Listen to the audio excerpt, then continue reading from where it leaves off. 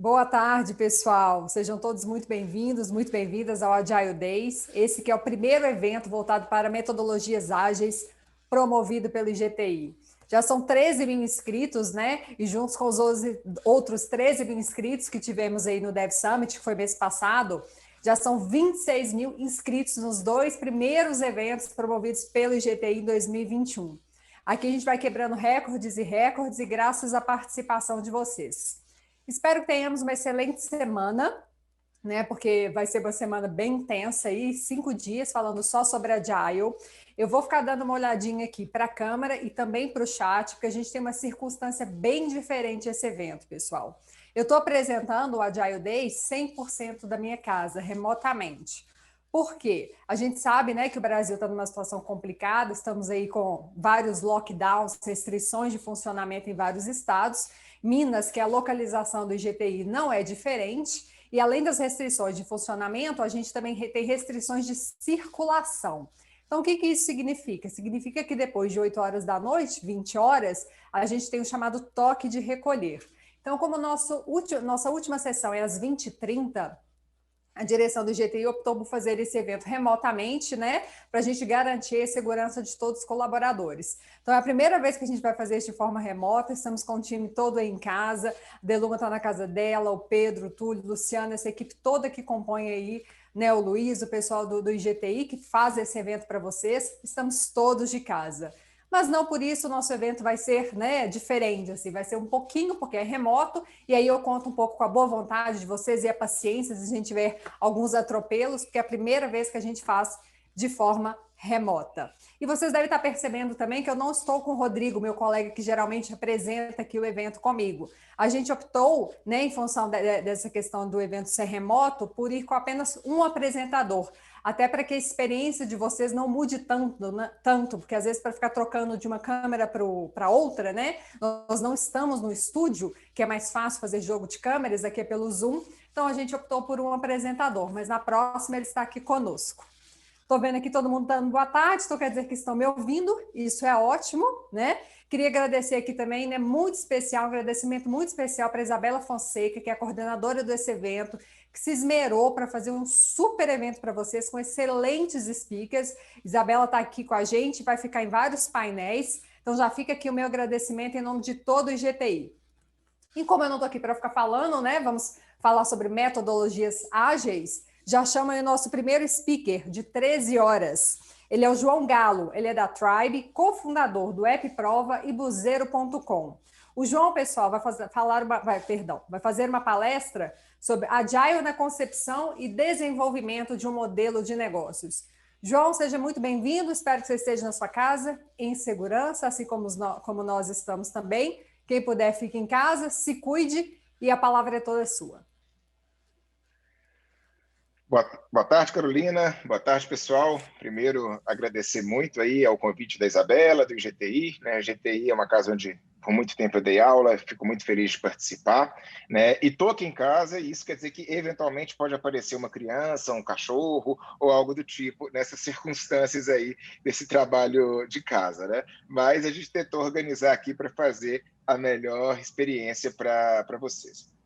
A ideia hoje, então, né, começando essa semana, né, dos Agile Days, é que a gente tenha uma visão um pouquinho mais de alto nível, né, digamos, que é onde que essa questão toda de metodologia ágil, onde que isso encontra a concepção de um negócio e como a gente precisa fazer com que a mentalidade ágil se reflita na concepção de negócios inovadores. Então, vou parar de falar, vou começar aqui a, a mostrar um pouquinho do que a gente tem para hoje, para a gente depois poder bater um papo no final do dia. Então, falando um pouquinho de mim, né, e do que a gente vai falar aqui hoje. Primeiro, né, qual é o histórico que eu tenho no desenvolvimento de negócios, né, e como que a evolução desses conceitos, né, da aplicação de estruturas ágeis conversa com a evolução da concepção e do desenvolvimento desses modelos de negócio. Segundo, né, é falar um pouquinho aí da questão do Lean Startup, né, ou seja, como que a gente pode ter exatamente, né, uma mentalidade ágil, ou seja, pensar né, em como o usuário, né, ou como o cliente, né, vai poder usar aquilo que está sendo desenvolvido, mais do que simplesmente ficar dentro de um escritório planejando, né? Ou seja, a gente tem que o tempo inteiro fazer o ciclo de feedback, fazer o tempo inteiro a validação daquilo que está sendo concebido. E depois a gente vai falar um pouquinho mais, aí um pouquinho mais de negócio mesmo, só para dar o contexto exato de como que isso acontece na prática, quando a gente está falando já não de desenvolvimento de software em si, né, mas para encontrar o que a gente chama de product market fit, né, que nada mais é, né, do que conseguir fazer um produto que as pessoas queiram. É bem parecido do que a gente pensa quando a gente está desenvolvendo um software, desenvolvendo código, né, e quer um código que efetivamente resolva o problema das pessoas, né? A gente quer desenvolver um sistema que as pessoas consigam utilizar e que consiga fazer aquilo que ele se propõe, né? Quando a gente vinha para modelos, né, às vezes mais tradicionais de engenharia de software, né, de desenvolvimento em cascata, a gente sofria um pouco de projetos, às vezes, gigantescos, que quando colocava na rua, quando fazia o deploy, a gente ia descobrir que não tinha dado muito certo, não tinha funcionado bem, porque não respondia da maneira que precisava. No finalzinho, a gente vai falar um pouquinho de como que a gente faz isso na prática, no dia a dia hoje, tentando trazer o máximo dessa mentalidade ágil para tudo, desde a parte de desenvolvimento de software até o desenvolvimento do negócio em si. Então, um pouquinho sobre mim, né? Quem sou eu que estou aqui hoje conversando com vocês? Eu sou graduado em engenharia, né? Engenharia mecatrônica, no início ali dos anos 2000, né? No ano 2000 especificamente. Depois eu me especializei em análise de sistemas, né? Então, como engenheiro, eu sempre atuei na parte de desenvolvimento de sistemas supervisórios, né? Em sistemas de automação industrial. Então, eu sempre, né, por mais que tivesse uma formação de engenharia, dentro da engenharia eu foquei muito na parte de desenvolvimento de software e fui estudar bastante a respeito disso, desde a parte de análise, engenharia clássica, né? E, obviamente, fui me atualizando. Depois eu fiz meu mestrado em ciência da computação, né, bastante orientado ali à parte de dados, né, mineração de dados, recuperação de informação, né, e depois acabei entrando um pouco na área do Big Data, inclusive dentro do IGTI, né, ministrei a disciplina de Big Data aqui durante um tempo. E nessa época eu comecei também a atuar como gerente de tecnologia educacional. Então eu saí um pouco da área de engenharia, né, e fui caminhar para a área mantive na área de tecnologia, mas focado na educação, que era uma inspiração, que era uma vocação mesmo que eu já tinha. Dali, eu fui fazer alguns trabalhos de consultoria nessa parte de implantação de sistemas de tecnologia educacional, né? E fundei minha primeira startup em 2008, chamada Buzero.com, é um marketplace de cursos online, né? Ou seja, um mercado livre de cursos online. E essa startup, então, né, ela passou por todos os processos ali que a gente vê o pessoal contando, né, de receber investimento anjo, depois receber um investimento estruturado e geramos o que a gente chama de um spin-off, ou seja, uma outra empresa baseada na empresa original, que se chama Educar. As duas empresas continuam funcionando, mas eu me afastei da operação, né, em 2012 e fundei, junto com outros sócios, o AppProva. Né? O AppProva também seguiu o mesmo histórico, né, de desenvolvimento de solução, desenvolvimento de negócio. Crescemos, recebemos aportes, né, e acabamos vendendo a empresa para um grupo educacional em 2017. Em 2019, então, alguns dos meus antigos sócios lá do AppProva, com outras pessoas, estavam montando a Tribe e me chamaram para participar, então, desse projeto. É onde eu estou aí até hoje, né, atuando na parte de parcerias institucionais. E por que eu quis falar um pouco desse histórico, né? Porque eu acho que é bem importante entender que a visão que eu vou passar para vocês hoje é uma visão, sim, de quem trabalha com desenvolvimento de negócios, de quem trabalha com empreendedorismo, mas também de uma pessoa desenvolvedora, de uma pessoa que busca, né, formação na área de análise de sistemas, na parte de engenharia de software e na parte de desenvolvimento ágil. Então, o tempo inteiro eu sempre fui fazendo um paralelo entre aquilo que a gente desenvolvia, como a gente desenvolvia, no caso, sempre produtos digitais, sempre produtos de tecnologia, com essa modelagem de negócio. E é bem interessante que vocês vão ver que isso acompanhou bem a implantação, né, e a popularização das metodologias ágeis ao mesmo tempo que isso acontecia, né, ou próximo desse mesmo tempo que acontecia no desenvolvimento de negócios. Então, quando eu estava lá em 2008, né, a gente começando o primeiro startup, numa época que ainda a gente nem sabia o que era uma startup, né, eu brinco que um dia me contaram que eu tinha uma startup, né, porque quando eu comecei a fazer, basicamente eu falava, vou ter um site, eu vou fazer um negócio na internet. Esse conceito era um conceito, né, uma nomenclatura que ainda estava bem distante da gente, né, e as metodologias que envolvia. E vinha com esse background. Meus sócios eram também engenheiros, né, que tinham experiência no desenvolvimento de sistemas de automação industrial. E dentro disso, a gente ficava bem condicionado a um modelo clássico, né, onde existe um projeto, esse projeto ele tem um determinado escopo, esse escopo ele precisa ser bem trabalhado e bem definido, né? Então você vai trabalhar muito lá na parte de análise, né? Muito lá fazer toda a parte de análise de requisitos, fazer toda a estimativa do projeto, até para você precificar isso, né? E conseguir fazer o projeto. E a gente trazia essa bagagem, né? A gente tinha feito já muita coisa na área, mas e tinha muito essa visão. Esse modelo, né, e vocês vão ouvir isso em várias vezes quando a gente estiver falando, né, sobre a adoção de metodologias ágeis, né, é que eles invariavelmente caminham para longos ciclos de desenvolvimento, né? Então, isso é um ponto-chave, né, para tudo, né? Então, se eu estou falando de um negócio, né, quando eu entro ali, nesse caso, para vocês terem ideia, a gente começou a escrever código e imaginar o projeto, né, ali em setembro, mais ou menos, de 2008, né, e a primeira versão, né, que foi para o ar, ela foi para o ar já em julho, junho, julho de 2009, e foi para o ar de uma maneira que não era o que a gente tinha planejado, né? Foi um grande golpe de sorte que forçou a gente aplicar um conceito que a gente nem conhecia ainda, que era o de MVP, né? Que é o mínimo produto viável. Então, o que aconteceu? A gente entrou ali, começou a desenhar o que seria, né, análise de requisito, pensamos bastante, refletimos, trabalhamos muito nisso, né, e começamos a codificar todo aquele, né, aquele sistema que a gente considerava relevante. O problema é que, nesse longo período de ideação, nesse longo ciclo de desenvolvimento, você vai o tempo todo se afastando do seu usuário final. Você cria usuários teóricos, né, que existem basicamente na sua cabeça, né, para quem você acha que você está resolvendo um problema, mas você testa pouco se esse problema está sendo resolvido na prática.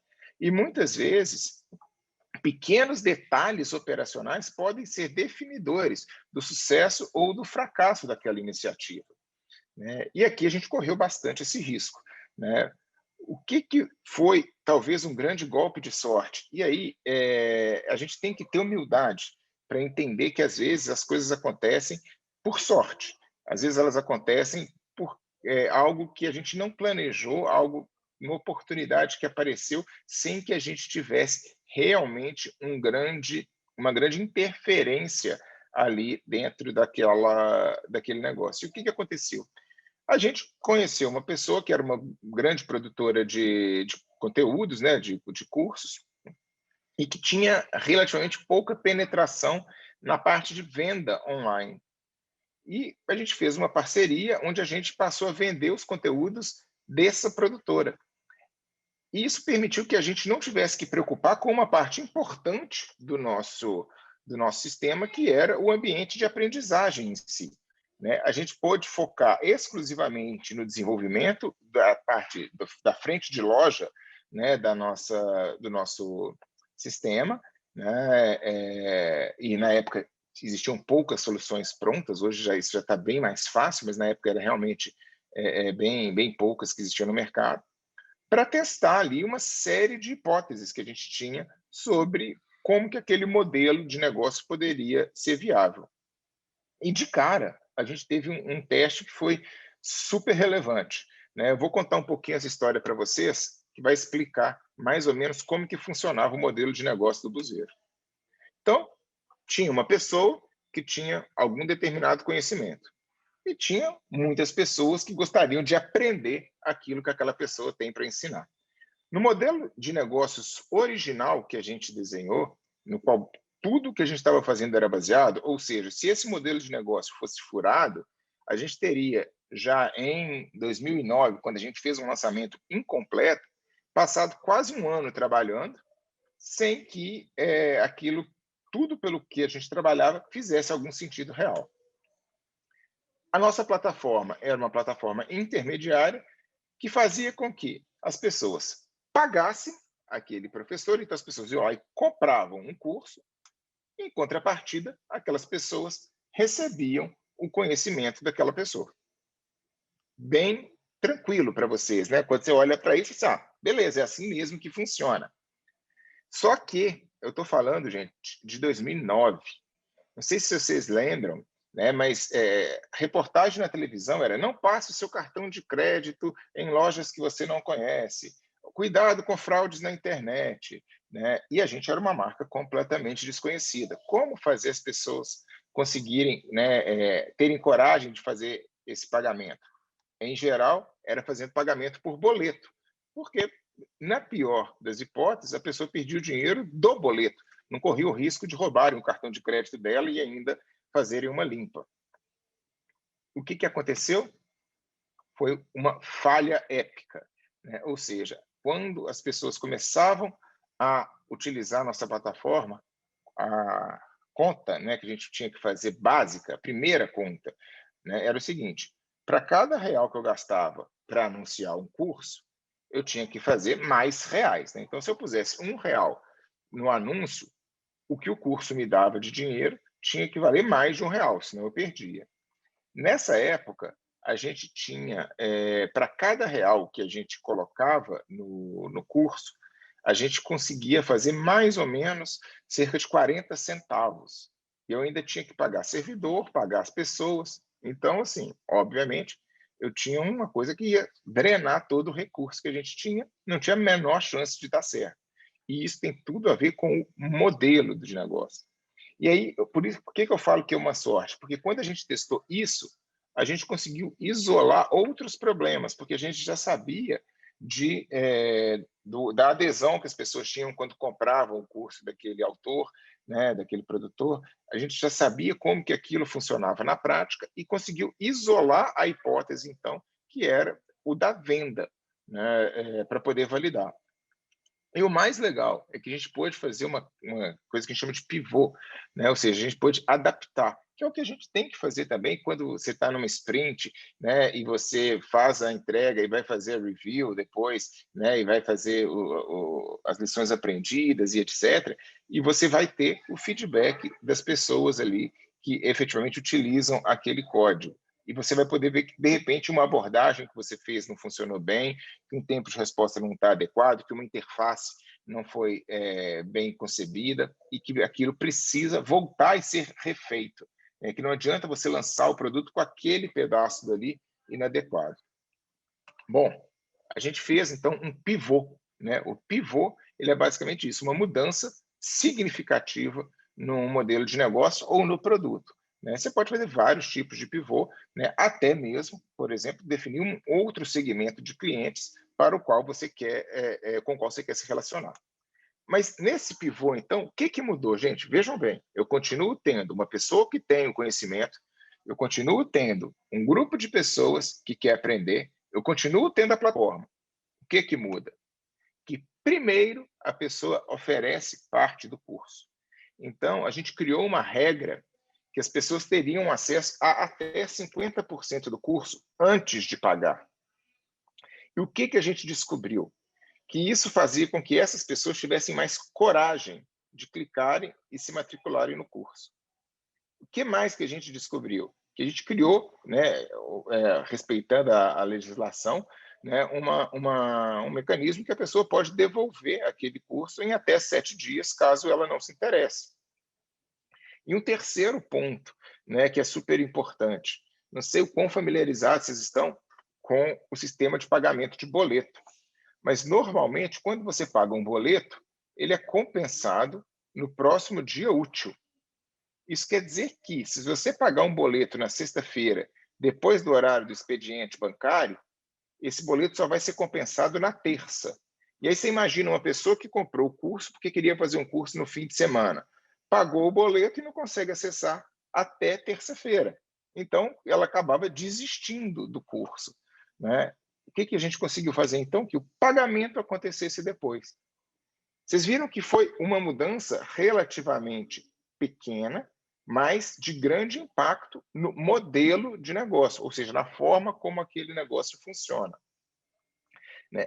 Nesse caso, a gente teve uma grande sorte, que foi o fato da gente conseguir fazer com que essa hipótese, né, ou seja, a hipótese de que era possível vender online os cursos e que a margem que sobrasse para a empresa seria significativa o suficiente, né, para cobrir os custos operacionais, para pagar os autores e para pagar também a gente, né, os empreendedores, ela era viável.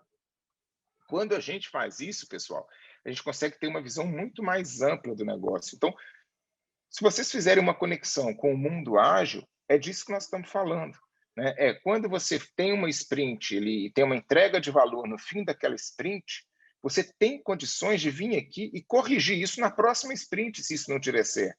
E ir corrigindo até que você tenha a aprendizagem que você precisava ter dentro daquele cenário. Nesse modelo, a gente conseguiu fazer a empresa crescer, receber investimento e seguir por diante aí a sua vida, que está funcionando até hoje, aí já 13 anos depois das primeiras linhas de código. Em 2012, então, eu saí da operação, né, e vim para BH, voltei para BH e montamos o WebProva. Nesse caso, já tinha uma experiência no desenvolvimento de startup, já tinha conhecimento, né, de Lean Startup, né, de autores como Steve Blank e outros da área de empreendedorismo digital, e já começamos a adotar conceitos ágeis, né, mais do que metodologias, conceitos, né? Então, por exemplo, a gente levou um ano, talvez um pouco mais, para ter um produto que a gente entregava, uma plataforma onde os nossos clientes consumiam informações, né? Durante, né, esse um ano, a gente ficava montando relatórios no Excel, no PowerPoint,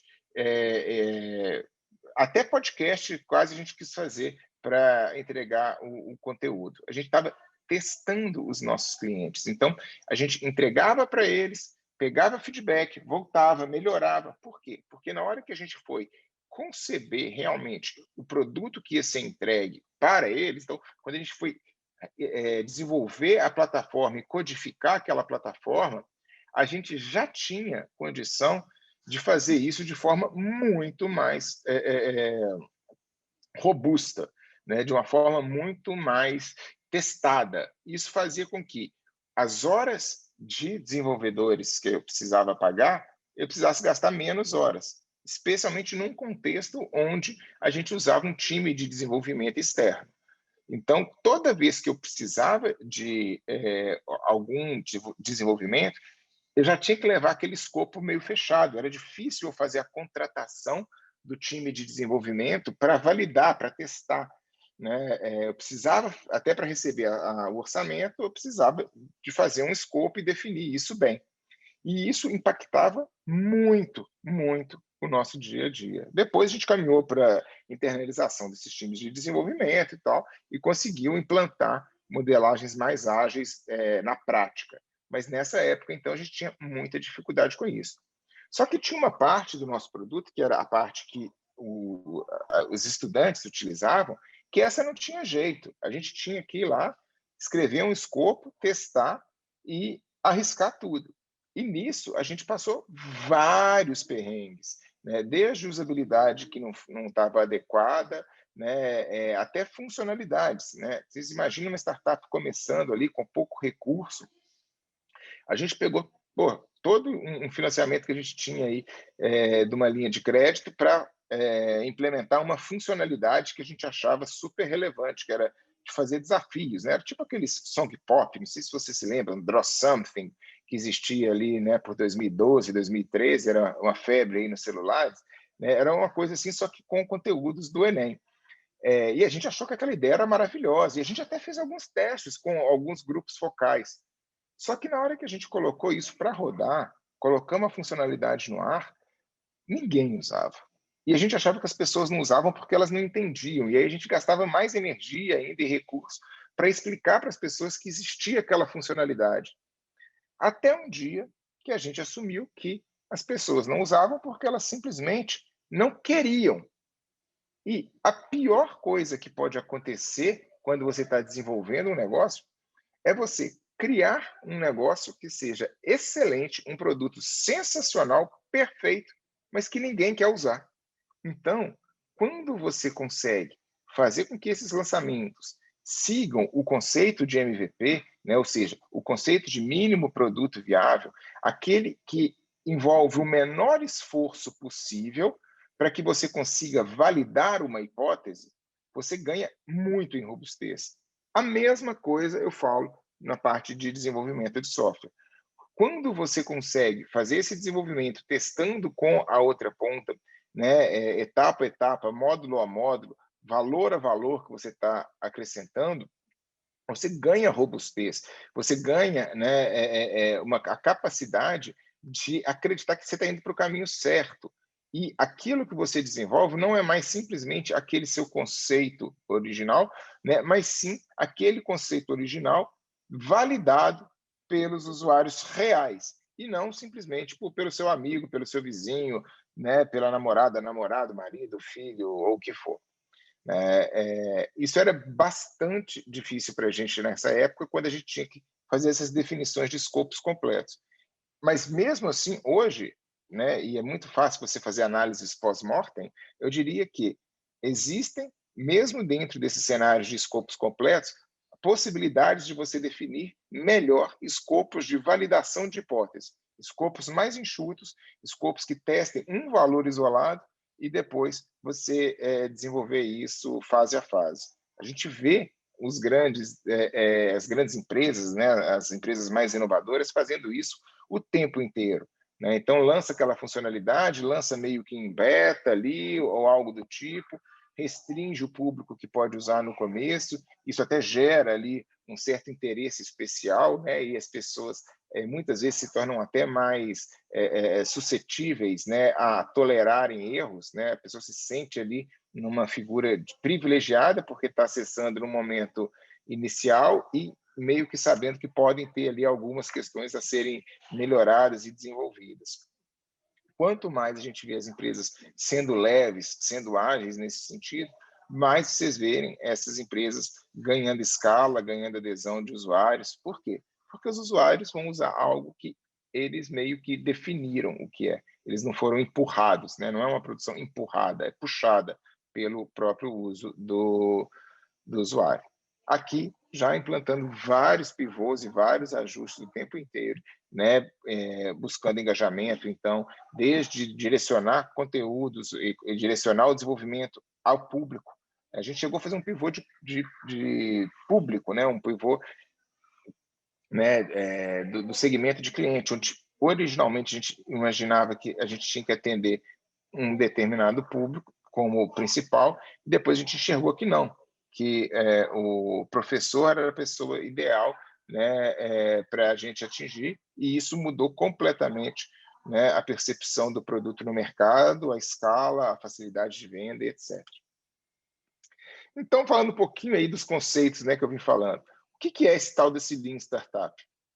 Basicamente, o Lean Startup ele vai combinar, né, os conceitos do mundo ágil com um outro conceito, que é o de Customer Development, né?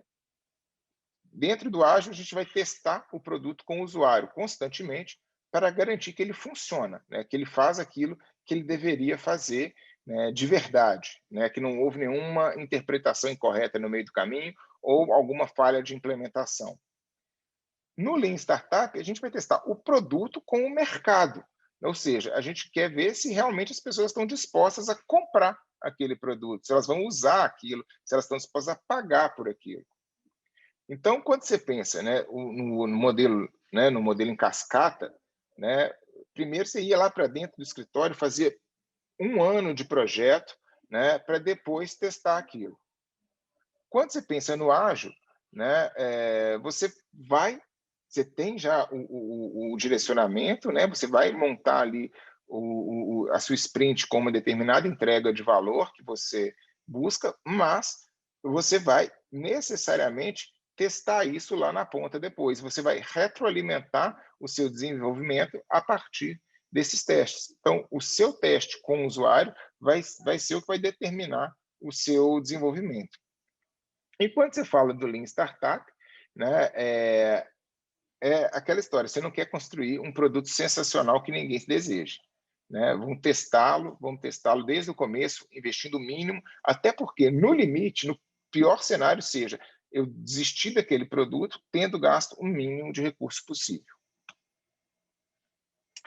Isso é especialmente importante quando a gente fala de modelos disruptivos. Né? Então, a gente tem inovações incrementais, desenvolvimento incremental e desenvolvimento disruptivo. O disruptivo é aquele que rompe de maneira significativa com o status quo. Né? Então, quando você para de vender CD e passa a vender cada música como, né, numa plataforma digital como iTunes, você tem uma inovação disruptiva naquele mercado. Quando você para de vender cada música e começa a fazer um pacote de assinatura de músicas infinitas, como Spotify, Apple Music e etc., né, você, de novo, consegue disruptar aquele mercado. Só que fazer isso é muito difícil, você simplesmente ir lá e dar um chute e acertar, você entrar, projetar, e pensar, está todo mundo fazendo errado porque o jeito certo é outro, completamente diferente, e eu sei todos os detalhes desse jeito certo. Então, o modelo mais certo é, eu vou tentar validar aquelas hipóteses que eu tenho de valor o mais detalhado possível, passo a passo, de forma incremental, depois daquele momento de ruptura inicial. E ali eu consigo construir isso de maneira relevante. É bem interessante quando a gente faz uma analogia com o lançamento de um foguete e a direção de um carro autônomo. Né? Se a gente pensa, poxa, o que é mais difícil? Né? Eu fazer a pessoa tirar um foguete aqui da Terra e fazer ele pousar lá na Lua, ou entrar em órbita na Lua, ou eu pegar um carro, sair com ele da minha casa e ir até o trabalho. Bom, o fato é que em 69 a gente colocou, né, o homem na Lua com sistemas bem controlados a partir da Terra, com um planejamento bem específico, e basicamente seguindo e verificando se cada etapa daquele processo que tinha sido desenhado estava sendo cumprida.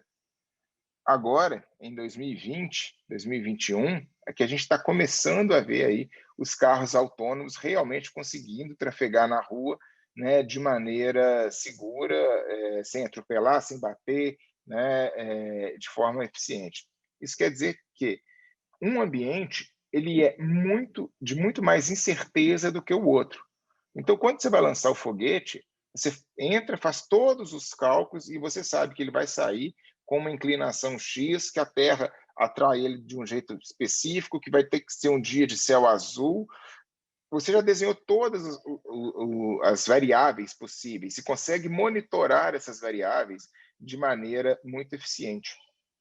Num outro cenário, pode ser que entre um cachorro correndo, uma bola quicando, uma rua que fechou de uma hora para outra, uma pessoa que pisou no freio de repente.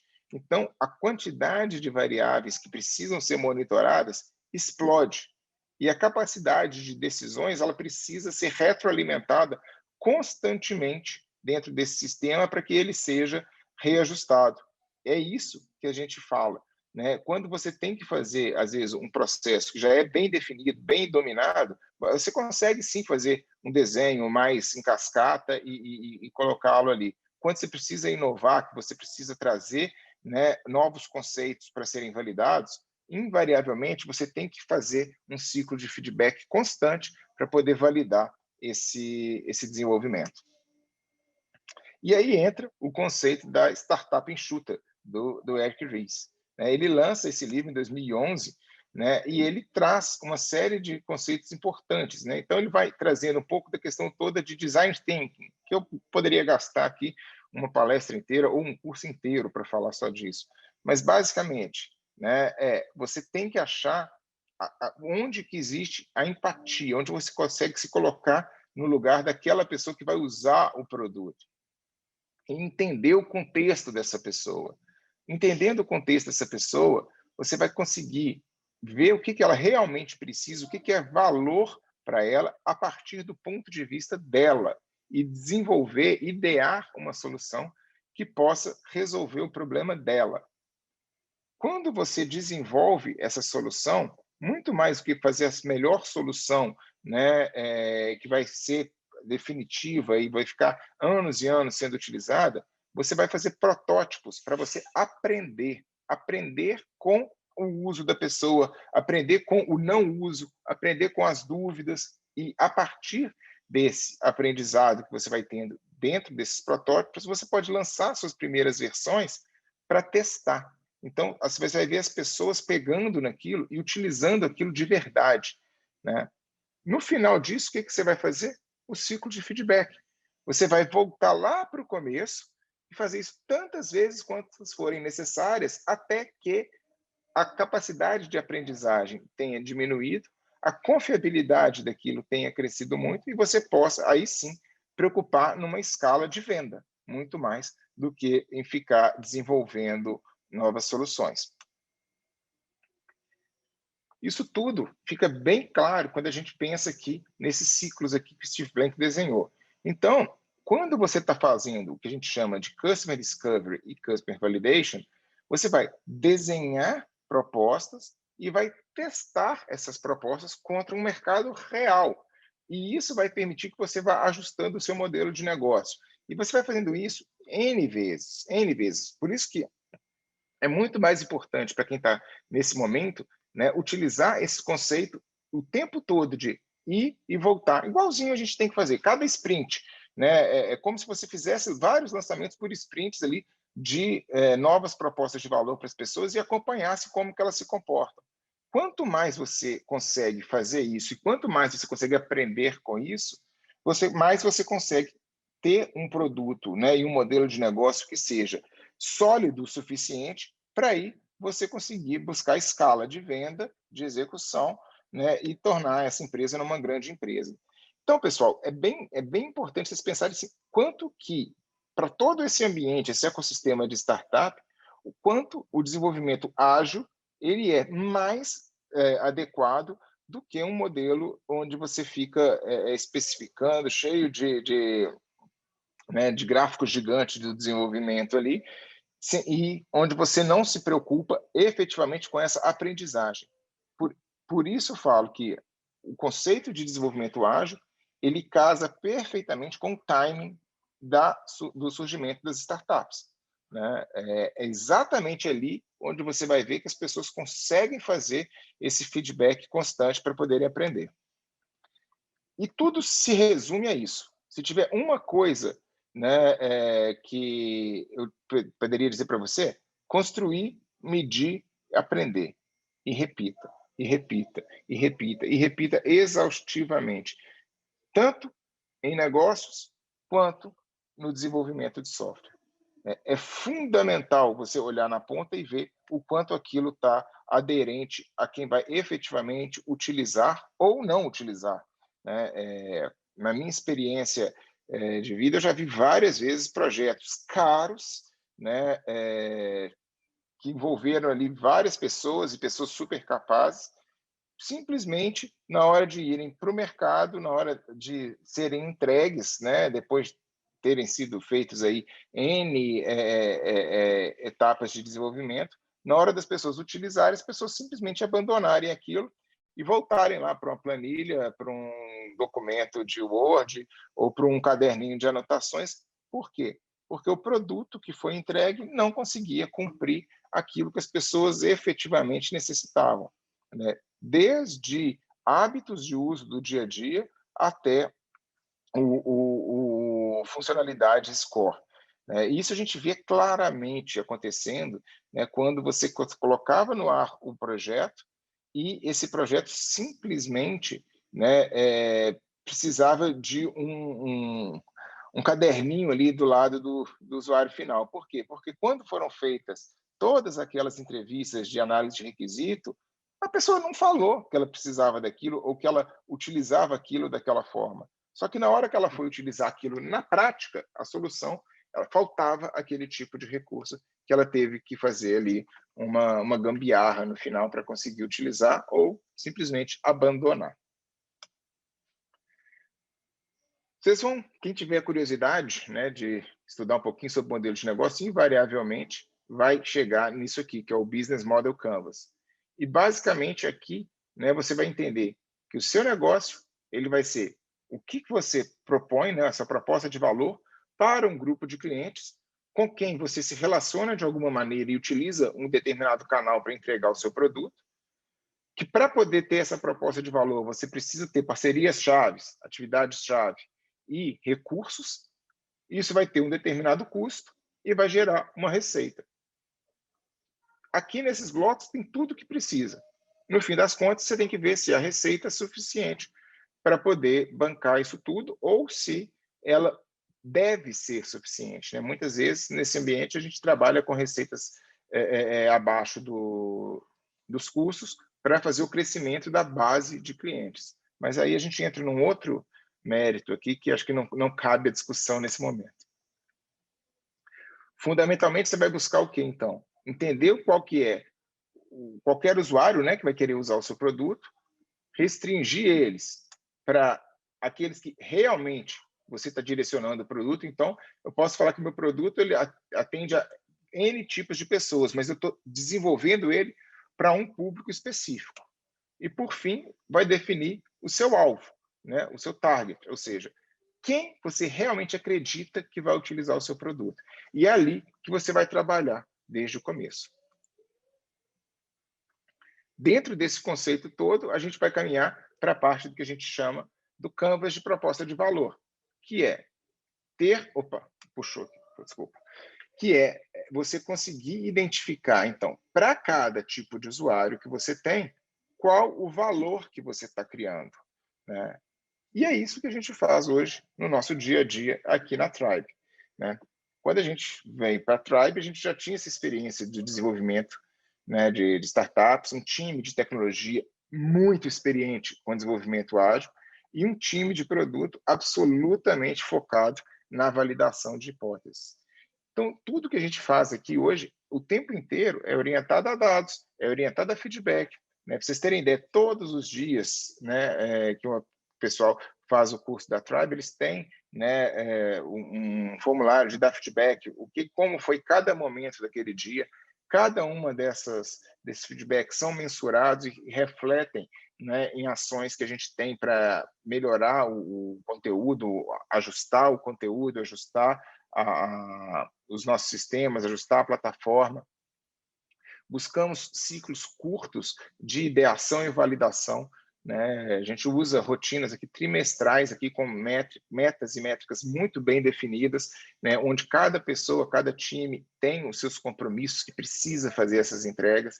Então, a gente tem que realizar coisas completas dentro de prazos curtos para que a gente possa chegar e definir o que vai para frente, o que não vai, né? E o abraço, né, ao erro, né, o fomento ao erro. Então, se você errou, mas esse erro teve uma base certa, um fundamento que justifique, e você conseguiu aprender com ele, você registrou esse aprendizado, perfeito, é disso que a gente está falando, é isso que a gente busca.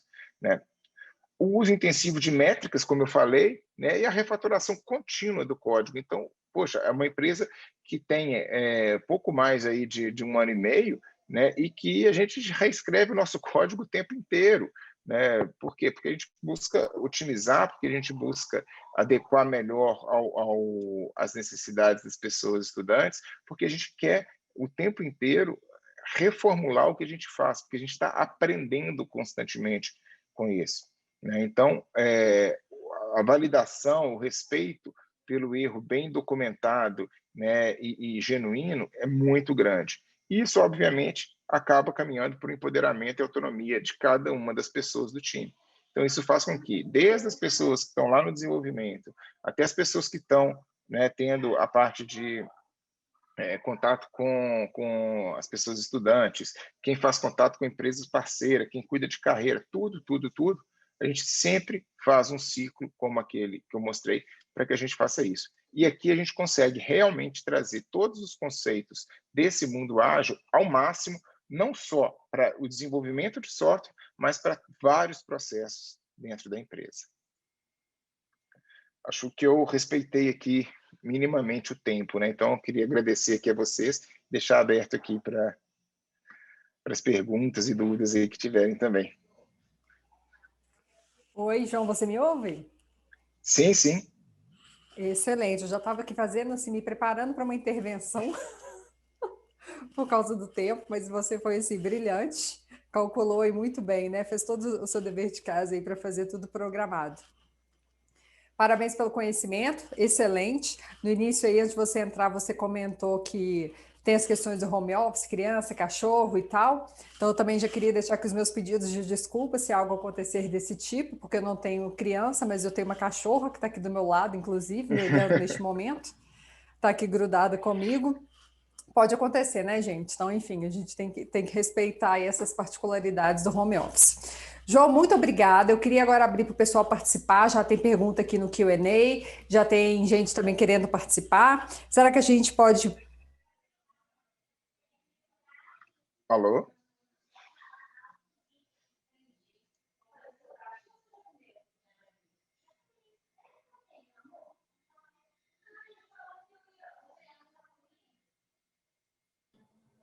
Caroline, seu microfone está mudo. Oi, João. Oi, pessoal. Entrando enquanto a Carol caiu. Acho que ela Voltei. voltou agora, Isabela. Tudo jóia. Ela voltou. Gente, acontece. Vamos lá, enquanto a gente conversa aqui, João, vou colocar aqui alguma pergunta do Q&A para você. O pessoal já está respondendo aí a enquete, né? Então, a enquete é muito rápida. Vamos aí no Q&A. Se alguém tiver também alguma questão via chat, gente, pode colocar. Eu vou aqui um pouquinho para frente da tela para eu poder colocar o Q&A aqui para mim. Vamos lá. Vamos lá, João. Como fica a rotina do PO frente a essas validações do PO, né, com os usuários? O PO, nesse cenário, né, ele é a pessoa ele é o representante dos usuários, na verdade, né? É a pessoa que tem que ter mais contato com esses usuários e é a pessoa responsável mesmo por trazer a visão desses usuários, né, para o time de desenvolvimento. Então, ele vai ter um papel importantíssimo na hora de negociar com o time de desenvolvimento, até quais cards que eles vão levar para a sprint, né, qual a entrega de valor que aquela sprint, né, deve ter naquele momento, e os ajustes que ela precisa fazer também, obviamente, para que tenha o melhor resultado. Então, ele acaba sendo, né, o termômetro, né, a interface máxima entre a equipe de desenvolvimento e o time o time que está ou em Customer Success ou com os próprios usuários na ponta. Excelente, muito bom. Mais uma pergunta aqui, João. É possível conectar os princípios ágeis com planejamento estratégico nas organizações? Totalmente, totalmente. Eu acho que isso faz parte na nossa vida dentro da Tribe, por exemplo, né? A gente tem rotinas ali de OKRs trimestrais e dentro desses OKRs a gente foca, né, exatamente em qual é a entrega de valor que a gente está buscando, qual que é o prazo que a gente tem para testar aquilo, como a gente vai testar aquilo, e depois a gente volta para cá para falar assim, olha, a gente entendia que isso aqui era valor, entregar dessa forma, mas o que se mostrou que não é desse jeito que funciona. Então, esse ciclo contínuo de aprendizagem é fundamental para que você tenha né, um desenvolvimento de um produto, né, qualquer que seja, efetivamente atrelado às necessidades de quem usa ele na ponta. Excelente. Então, na verdade, tem que trabalhar em sinergia mesmo, né? Com certeza. Vamos lá, mais uma. É possível conectar os princípios. Perdão, eu estava falando a mesma. Como convencer as empresas conservadoras a implantar metodologias ágeis? Eis o desafio. Pois bom, se tivermos uma solução para isso, acho que vai ser um case de muito sucesso, né? Porque é realmente um grande desafio, e quanto maior a instituição, a empresa, né, mais difícil fica, porque você precisa cascatear isso em vários níveis, então, quanto mais verticalizada, mais difícil fica. Porém, né, o que a gente vê é que, eu não sei qual o caso, qual que é a fórmula do sucesso, mas eu sei que nenhuma vez que eu vi dar certo, não teve um apoio direto e intenso da camada mais alta da direção da companhia. Então, tem que envolver realmente C-levels, né, conselho. Quanto mais alto tiver essa ideia comprada e, né, isso for realmente definido como sendo o novo mindset da empresa, bom, eu acredito que maior seja a probabilidade de sucesso. Excelente. Vamos tentar aqui ver se tem alguém para participar com a gente ao vivo, João? Túlio, tem alguém aí? Se alguém quiser participar ao vivo, levanta a mão aí no Raise Hands, por favor, que o Túlio já habilita aí para você participar. Tem várias perguntas no Q&A ainda, mas a gente vai tentar responder aqui com os monitores, gente, porque não dá tempo para tudo, né? A gente gostaria, mas não dá. Então, para a gente ter todas as possibilidades aqui, vamos tentar alguma participação ao vivo. Caso contrário, a gente já vai aqui para o resultado da enquete. Temos aí, Túlio? Chamei 2 aqui, Carol. Ok, Túlio chamou 2. Você tem os nomes? O Ednei e Carmo. Pode abrir se quiser. Perdão, deixa eu só repetir, porque eu não ouvi direito. Rodinei? Ednei. Ednei. Ednei, você está aí? Consegue abrir sua câmera? Consigo sim, só um minutinho. Se sentir confortável, bem? claro, senão fica à vontade. Não, tranquilo. Tudo bem, João? Parabéns pela palestra, muito bom. O ensinamento é fantástico. Fiquei só numa questão que eu queria que você pudesse explicar um pouquinho mais. Naquele conceito que você falou de pivotagem, quando você tem da mudança que você começou a explicar, que você tinha o mesmo público, você tinha o mesmo conteúdo, só que aí você começou a fazer toda essa mudança da estratégia. Eu li o livro já do Eric, mas esse conceito aí que você bem colocou, ele ficou assim, clareou um pouquinho mais do que eu já tinha visto, né? Mas só queria que você desse uma explicação, fizesse uma explicação um pouquinho mais detalhada para eu pegar, que foi muito boa essa daí. Parabéns. Beleza. Obrigado, fico feliz que tenha gostado, Ednei. Ednei, imagina o seguinte, existe um modelo de negócio que você tinha desenhado. Então, dentro daquele modelo de negócio, você colocou... eu vou fazer até uma analogia que eu usei quando a gente fez essa mudança lá. A diferença do fast food para o restaurante, não é um restaurante à la carte ali. No fast food, você chega, paga, pega a comida e vai embora. Então, o primeiro movimento que existe é de você pagar e depois você vai comer. No restaurante tradicional, você chega, come e depois você paga a conta, né?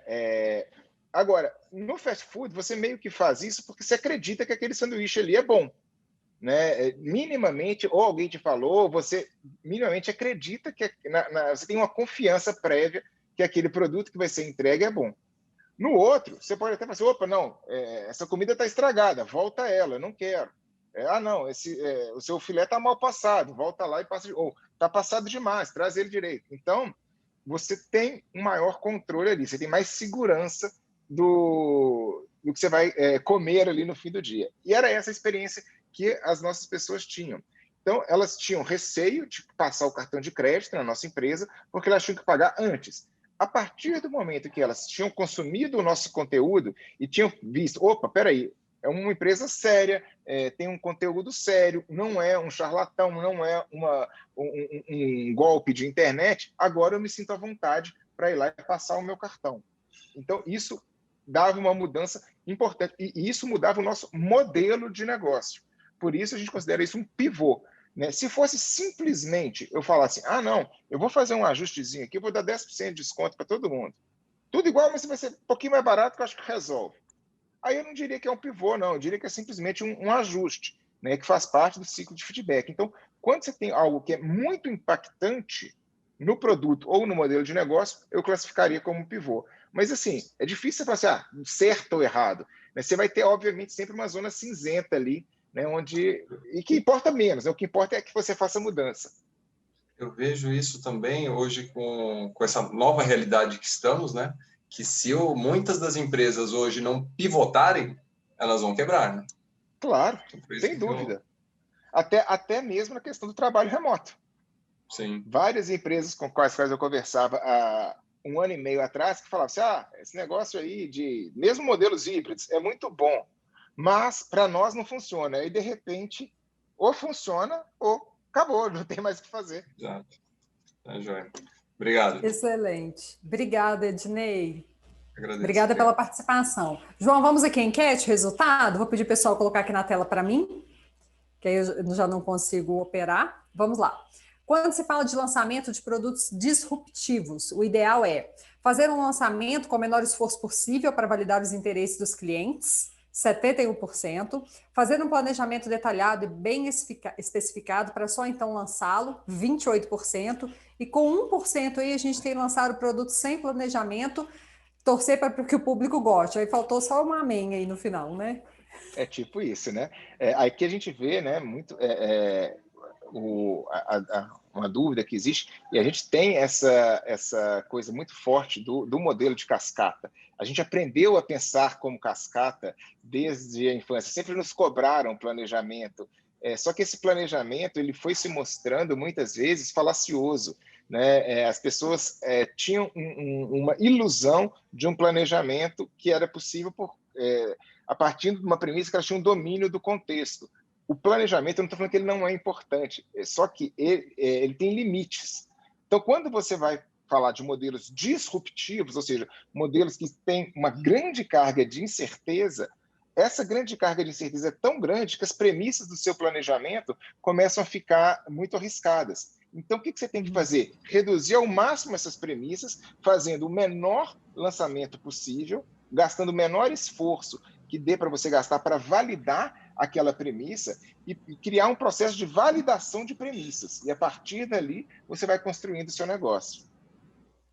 Excelente. Vamos para 2, João. O modelo Lean para o desenvolvimento de negócios é baseado em construir, medir e aprender, ficou com 59%, planejar, testar e lançar, 38%, e com 3% pesquisar e desenvolver. Exato. Aqui é a mesma coisa, né? Eu até comentei naquele slidezinho onde a gente tem, né, o ciclo de feedback, ele é a base do Lean Startup. Né? Então, o tempo inteiro você constrói, mede. Então, métrica é fundamental. Aquilo que você mede, que você não mede, você não é capaz de avaliar. Então, fazer, né, ter isso na veia, ter claramente definidas quais são as métricas e fazer as métricas a priori, né? Porque também eu vejo alguns lugares que depois que rodam os experimentos que eles definem as métricas e aí a pessoa faz a métrica que ela quiser para validar o experimento dela. Então não, temos que ter essas métricas muito muito bem definidas, né? Porque a diferença disso para o planejar, testar e lançar, né, é muito essa questão de que você, quando está nesse modelo todo de planejamento, né, você traz esse risco, né, do imponderável para dentro do planejamento. Ou seja, você tem a ilusão de que você tem domínio do contexto, num contexto que você não domina de fato. Então, esse é o grande risco nesse caso. Tá? Então, por isso, a gente caminha para o construir, medir e aprender. E se o mundo ágil e não linear já mostrou para a gente que a gente não tem controle de nada, com essa pandemia desde o ano passado é que a gente teve certeza, né, João? Exatamente. E o pivô, vamos lá. O terceiro, né? Isso. Eu estou aqui, pessoal, com uma coisa tampando a minha tela aqui, só um minuto. Perdão. O pivô é uma forma de alterar significativamente o produto e o modelo de negócios, planejar o produto baseado em pesquisa de mercado, e a terceira que ganhou aqui, que eu não consigo ler ainda... ajustar o produto aos feedbacks do uso dos clientes. Isso, obrigada. Ajustar o produto aos feedbacks de uso dos clientes. Por que que... Essa ganhou com 60. Pois é. Eu entendo a visão das pessoas nesse aspecto, mas onde que eu discordaria disso, tá? O ajuste, ele é natural. Tá? O ciclo de feedback, ele impõe ajustes o tempo inteiro. A toda iteração, a toda sprint, você vai fazer ajustes. Isso não quer dizer que você precise alterar significativamente o seu produto ou o seu modelo. Né? A alteração significativa desse produto ou modelo vem, em geral, quando alguma das suas premissas fundamentais, das suas premissas mais importantes, se mostra inválida.